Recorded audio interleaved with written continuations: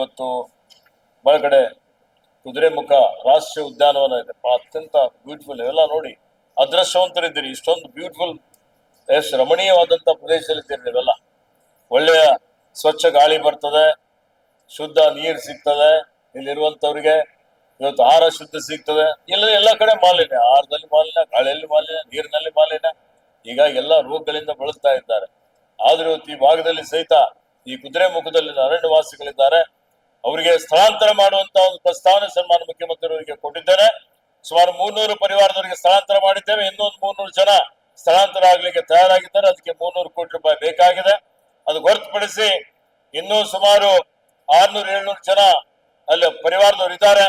ಅವರಿಗೂ ವಿಶೇಷವಾದಂತಹ ಒಂದು ಪ್ಯಾಕೇಜ್ ಅನ್ನು ಕೊಟ್ಟು ಅರಣ್ಯದಿಂದ ಅವರಿಗೆ ಸ್ಥಳಾಂತರ ಮಾಡಿ ಮುಖ್ಯವಾಹಿನಿಯಲ್ಲಿ ತಂದ್ರೆ ಅರಣ್ಯನು ಬಹಳ ಇವತ್ತು ವಿಶಿಷ್ಟವಾಗಿ ಅಭಿವೃದ್ಧಿ ಆಗ್ತದೆ. ಮಾನವ ಪ್ರಾಣಿ ಸಂಘರ್ಷನು ಕಡಿಮೆ ಆಗ್ತದೆ.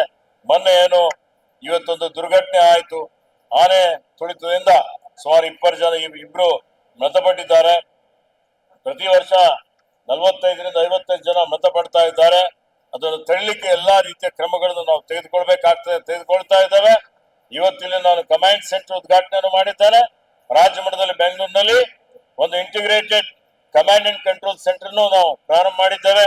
ಆಧುನಿಕ ತಂತ್ರಜ್ಞಾನವನ್ನು ಬಳಸಿಕೊಂಡು ಇವತ್ತು ಇವೆಲ್ಲ ಅರಣ್ಯಗಳಿಗೆ ಏನೋ ಒಂದು ಸಮಸ್ಯೆಗಳಿದ್ದಾವೆ, ಎಲ್ಲವನ್ನು ಬಗೆಹರಿಸಲಿಕ್ಕೆ ಪ್ರಾಮಾಣಿಕವಂತ ಪ್ರಯತ್ನ ನಾವು ಮಾಡ್ತಾ ಇದ್ದೀವಿ ಅನ್ನುವಂತ ಮಾತನ್ನು ತಮ್ಮೆಲ್ಲರ ಗಮನಕ್ಕೆ ನಾನು ತರಲಿಕ್ಕೆ ಇಷ್ಟಪಡ್ತಾ ಇದ್ದೀನಿ. ಹಾಗೆ ಇವತ್ತಿನ ದಿವಸ ಏನು ಡೀಮ್ ಫಾರೆಸ್ಟ್ ಇತ್ತು, ಅದರ ಜಂಟಿ ಸಭೆ ನಡೀತಾ ಇದೆ.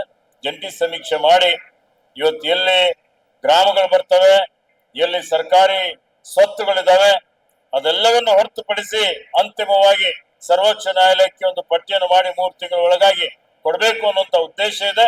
ಅದಕ್ಕೆಲ್ಲ ಜನಪ್ರತಿನಿಧಿಗಳು ಸಹಕಾರ ಮಾಡ್ತಾ ಇದ್ದಾರೆ.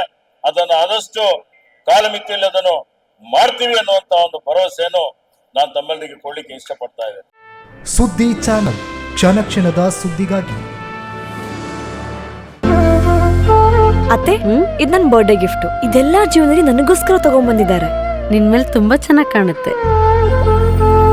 ಇದು ತುಂಬಾ ಚೆನ್ನಾಗಿದೆ ಅಲ್ವಾ? ತುಂಬಾ ಚೆನ್ನಾಗಿದೆ.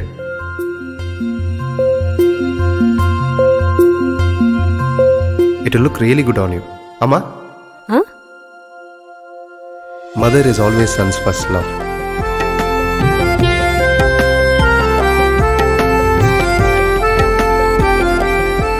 ಪ್ರತಿ ಪೀಳಿಗೆಯ ಪ್ರೀತಿಯ ಮಳಿಗೆ GL ಆಚಾರ್ಯ ಜುವೆಲ್ಲರ್ಸ್.